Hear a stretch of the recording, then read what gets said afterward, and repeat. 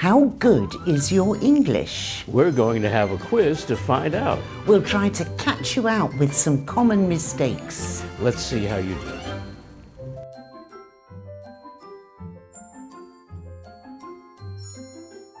We've made some quiz videos like this before. Here's how they work.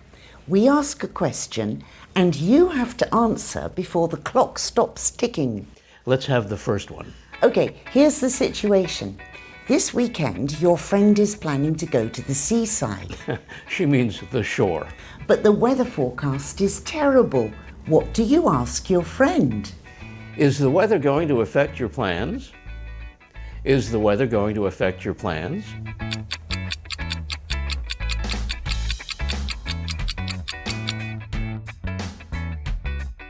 Affect is usually a verb, and it means to change or influence something. And effect is a noun. It's the result of the change or influence. So verb and noun. Notice the spelling so you don't muddle them up. This is a mistake that native English speakers make too. Well, they sound very similar. Affect, effect.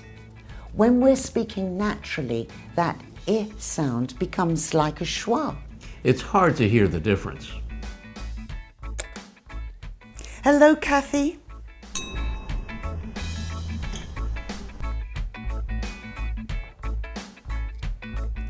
I can't believe it's still raining. Yeah, it's terrible, really bad. When's it going to stop? The forecast is not good. Is it going to affect your plans? Well, I was thinking of going to the shore this weekend, but now I think I won't.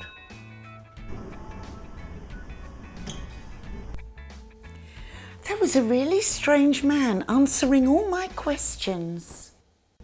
Okay, next question. I think this one might be extra tricky for our Brazilian viewers. Imagine your boss is giving you instructions. What does she say? You need to finish this report until Friday. You need to finish this report till Friday. You need to finish this report by Friday.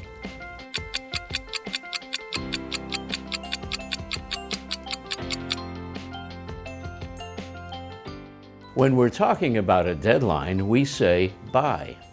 By means at or before a time, so no later than. And what about until? That's what we say when we're talking about a situation that continues up to a time. You can watch this until 9 o'clock, but then we're going to change channels. What's happening at 9 o'clock? Dancing with the Stars is on. She loves that program. Another way of saying until is till. It means the same as until, but it sounds a little less formal. Notice the spelling. It has two L's. Let's see by and until in action. So when will you be back?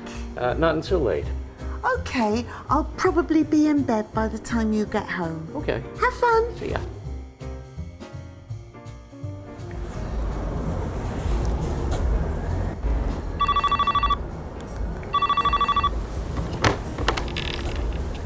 Yes, Are you in bed yet? yes, I've forgotten my keys. yes. I'll be back by 12. Could you stay awake until I get back? Hello? Hello? If you want to see more examples, here's a link. Okay, our next question is a quick one. Imagine you have a young nephew and you want to say how old he is. He has 6 years. He's 6 years old. He's 6 years. He's 6.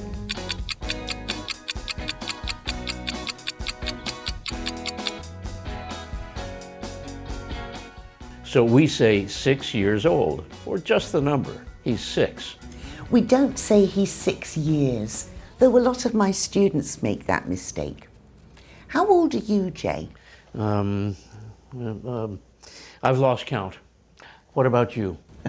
You should never ask a lady her age. True. We've made another video about that. I'll put the link here. Okay, next question. You've noticed that some things have been getting more expensive because of the coronavirus. What do you say? Prices have been rising. Prices have been raising. Stores have been rising their prices. Stores have been raising their prices.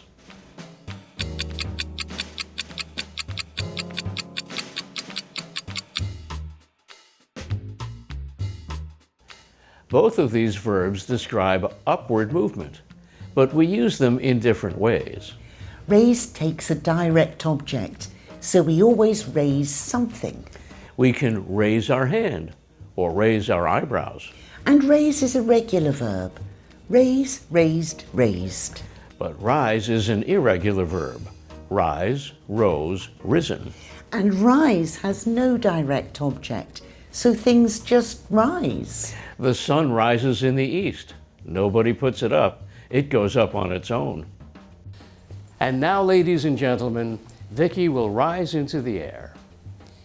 She's rising. She's risen. She rose. Oh! What happened? I used my magic powers to raise you into the air. What else can you do with that? Oh, anything. I can even make you disappear. Here's another way to think of it. Raise is like lift or put up, and rise is like go up. If you want some more practice, we have some examples here. Okay, another question. You're going out for a meal with a friend and you need to decide on a restaurant. You've heard Victor's Bistro is good. Here are 4 phrases, but one sounds strange. Which one? I suggest going to Victor's Bistro. Why don't we try Victor's Bistro? How about Victor's Bistro? Let's go to Victor's Bistro.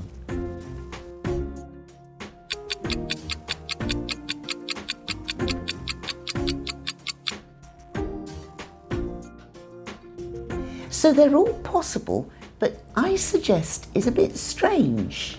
It's because suggest is quite a formal word. You're more likely to write it or to say it in a formal business meeting. Normally, we use a different phrase to make suggestions. Where do you want to go for dinner tonight? Why don't we try the Chinese place? Or how about Victor's Bistro? Good idea. Let's book a table. We use suggest when we want to be explicit. In other words, extra clear. Or when we're reporting what someone else said. Why don't we look at that? Okay, here's another question. Imagine you wrote a report for your boss, but she didn't like it. And she says, I think you should do it again. Here are 3 sentences. How many are correct? She suggested me to do it again. She suggested to do it again. She suggested I do it again.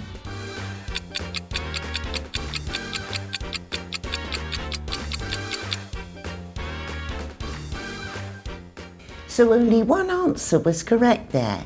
She suggested I do it again. It's because you can't use an infinitive form after the verb suggest. There are other forms you could use, like she suggested doing it again. That would be correct. But after suggest, you can't say to do. Hello? Oh, hi, Jennifer. Hey Jay, can you send me that report? I'm still working on it. I thought you'd finished it. Well, Vicky suggested that I do it again. Ah. Suggest is a tricky verb. But we have a video about it with more examples. I'll put the link here, and I'll also add the link to the other quiz videos in this series at the end. So you can keep testing yourself if you like. Are we done then? Yes. But if you know anyone who you think would enjoy this video, please share it with them. And don't forget to subscribe to our channel. Take care, everyone. Bye. Bye-bye.